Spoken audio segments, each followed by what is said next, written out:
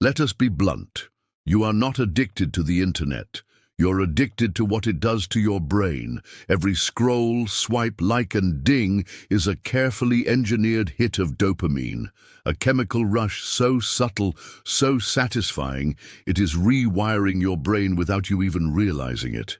The result? You've become a lab rat trapped in a digital maze, chasing rewards that never end. You wake up and check your phone before you even breathe. You can't sit through a conversation without reaching for it. You tell yourself you are just catching up, but what you are really doing is feeding an invisible addiction. And here's the kicker. You love it. You love the rush, the numbness, the escape. You've fallen in love with your own mental decline because it is easier than facing the silence of your own thoughts. This isn't just a hot take, it's your reality. And it's time we rip the glossy filter off and confront the uncomfortable truth. The internet is destroying your brain, and you're letting it happen. Let's not sugarcoat it. The internet is hijacking your brain, rewiring it, draining it, controlling it, and you're not just letting it happen. You're addicted to the destruction. This isn't a dramatic opinion. It's a scientific reality. We've glamorized tech, glorified hyperconnectivity, and baptized our smartphones as extensions of our souls. But here's the hard truth. The internet has become a drug, and dopamine is the dealer. Dopamine isn't evil. It's a natural chemical that your brain releases when you do something pleasurable. It's responsible for motivation, desire, and learning. From eating delicious food to achieving goals, it's dopamine that gives you that hit of, ah, yes. But the internet, it figured out how to weaponize it. Social media, clickbait headlines, TikTok reels, YouTube autoplay, endless notifications, they all operate on the same principle. Trigger dopamine again and again and again. The result? Your brain doesn't just want it, it needs it, it craves it, it suffers without it. You're not using the internet, it's using you. We tell ourselves we're in control. I just need a quick scroll to relax. I'm learning new things on YouTube. I'm staying connected with friends. Lie after lie after lie. You're not relaxing, you're escaping. You're not learning, you're scrolling past junk. You're not connecting, you're comparing, performing, and chasing validation. And the worst part, you know it. You've felt the brain fog, the lack of focus, the anxiety when your phone isn't in your hand. The endless urge to check for updates, even when nothing's changed. That's not curiosity, that's dependency. Our dopamine addiction rewires the brain. Here's where it gets dark. When you flood your brain with constant dopamine hits, like you do from social media, viral videos, notifications, your brain starts to build a tolerance. What used to excite you no longer works. Now you need more stimulation, more novelty, more intensity to feel the same spark. Your attention span shortens, your patience evaporates. You can't sit with boredom, silence, or stillness. You reach for the phone while watching Netflix. You scroll while eating. You can't walk down the street without a podcast playing. The internet has rewired your brain to reject real life. Reality is too slow, too quiet, too subtle, so you run back to the glowing screen, begging for another hit. Why you love the pain. This is the paradox. You know it's hurting you. You know you're wasting time. You feel more anxious, less fulfilled, less present. But the truth, you love it. You love the numbness. You love the noise. You love the chaos of constant stimulation because facing yourself in silence is terrifying. It's easier to scroll than to think.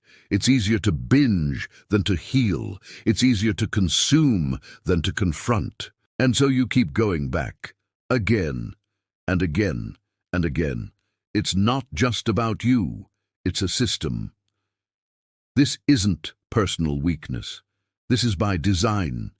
Tech companies hire behavioral psychologists to exploit your biology. They design apps to keep you addicted, measuring every scroll, every click, every pause, every blink. They don't want your time, they want your attention, because your attention is money. You are the product. Your brain is being auctioned off to the highest bidder, one dopamine hit at a time. The withdrawal is real. Try it. Turn off your phone, delete the apps, disable notifications. Watch what happens. You'll feel anxious, restless, bored, empty. That's not boredom. That's withdrawal. You've trained your brain to require a constant flood of stimulation. Without it, your nervous system panics. It screams for distraction. It claws for a fix. It's no different than a drug addict hitting the wall. So what now? This article isn't about fear. It's about ownership. The internet is not going away, but you don't have to be its slave. Here's how to start rewiring your brain back. Reclaim boredom. Practice doing nothing. Boredom is the birthplace of creativity. Limit input. Delete social media from your phone. Set screen time restrictions. Use grayscale mode. Create before you consume. Start your day with journaling, meditation, or reading, not scrolling. Track your dopamine triggers. Notice what apps or habits spike that urge and break the loop. Digital detox days. Pick one day a week to go offline. Watch your brain recalibrate. Final thought. You were meant for more. Your attention is sacred. Your focus is powerful. Your brain was built for depth, creation, connection, not consumption. The internet isn't evil, but unchecked, it becomes a mental parasite. So ask yourself, are you using the internet, or is it using you? If that question stings, you already know the answer. Now do something about it. Your brain was never designed to process thousands of pieces of information per hour. It wasn't built for endless notifications, 15-second dopamine loops, or the constant digital noise we now call normal. But here you are, overstimulated, distracted, anxious, and calling it life. Let that sink in. This isn't just about screen time. It's about your mind, your focus, your peace, and your power being sold to the highest bidder. And unless you consciously take back control, the internet will continue to shape your thoughts, your habits, and your future without your permission. So here's the hard advice. Unplug, rewire, reclaim, silence the noise. Set boundaries that feel extreme to others but necessary to your survival. Don't just detox. Redesign your digital life like your sanity depends on it, because it does. Start by doing the one thing your dopamine-addicted brain dreads the most. Nothing. Sit with your own thoughts. Feel the discomfort. Let boredom teach you what overstimulation erased. Because when you quiet the noise, something amazing happens. You begin to hear yourself again. And that voice, that clarity, that's the real you, the one the internet tried to bury beneath the scroll. Don't let it win.